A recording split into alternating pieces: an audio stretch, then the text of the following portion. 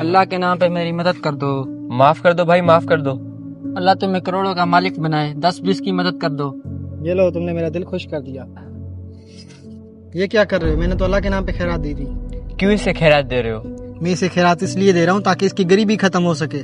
وہ اللہ کے بندے، تمہیں کس نے کہا کہ بھیک دینے سے غریبی ختم ہوتی ہے؟ حذیف بھائی، صرف 100 روپے کی ہی تو بات ہے۔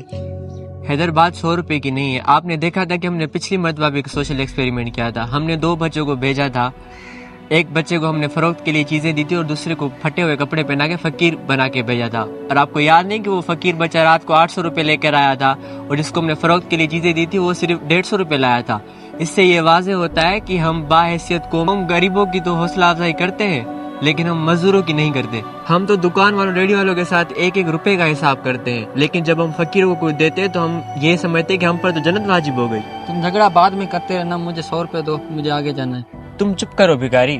اور حیدر بھائی، آپ ان جیسے فقیروں کو 1 لاکھ روپے بھی نقد دو گے نا، پھر بھی یہ اس کو جا کے کہیں محفوظ کر کے پھر بھیک مانگنے آ جائیں گے۔ اور ان جیسے فقیروں کو بھیک نہیں دینی چاہیے، بلکہ انہیں تو کھانا کھلا کے روانہ کرنا چاہیے اور مزدوروں کو ان کی حق اور محنت سے زیادہ ان کو دینا چاہیے۔ ہاں یار حذیف، بات تو صحیح ہے، لیکن ہمیں پتہ کیسے چلے گا کہ صحیح حقدار کون ہے؟ وہ بھی میں آپ کو بتاتا ہوں، پر ان جیسے بھکاریوں نے اصل حقداروں کو حق مارا ہوا ہے۔ تمہیں شرم نہیں آتی؟ ہٹا کٹا ہو کے بھیک مانگ رہا ہے۔ خام خواہ میرا ٹائم ضائع کر دیا تھا، نہیں دینی تھی تو بتاتے۔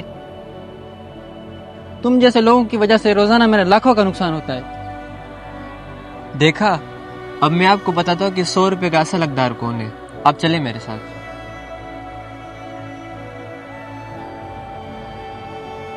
حمزہ بھائی، اپنی کھاتے والی کاپی تو دکھانا۔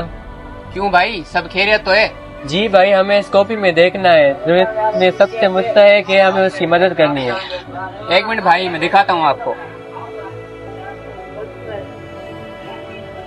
یہ ایک عورت ہے جس کا شوہر فوت ہو چکا ہے اور یہ گھر گھر کام کر کے اپنے 5 بچوں کو پالتی ہے اور اس کے پاس 3000 بقایا ہے۔ یہ دیکھیں حیدر بھائی، یہ ہے اصل غریب لوگ اور ان جیسے لوگوں کی ہمیں مدد کرنی چاہیے۔ بالکل صحیح بات کی حذیف بھائی آپ نے۔ یہ لیں، یہ 3000 لیں اور اس عورت کا کھاتہ بالکل کلیئر کر دیں۔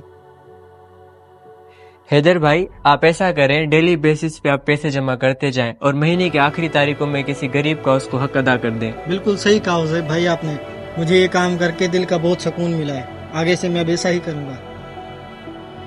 پیشہ ور بھکاری دنیا میں تو ذلیل و خوار ہوتا ہی ہے، قیامت والے دن بھی اسے رسوائی کا سامنا کرنا پڑے گا۔ ہمارے پیارے نبی صلی اللہ علیہ وآلہ وسلم کا فرمان ہے کہ جو آدمی بھیک مانگتا رہتا ہے، قیامت والے دن جب وہ آئے گا تو اس کے چہرے پہ گوشت ہی نہیں ہوگا۔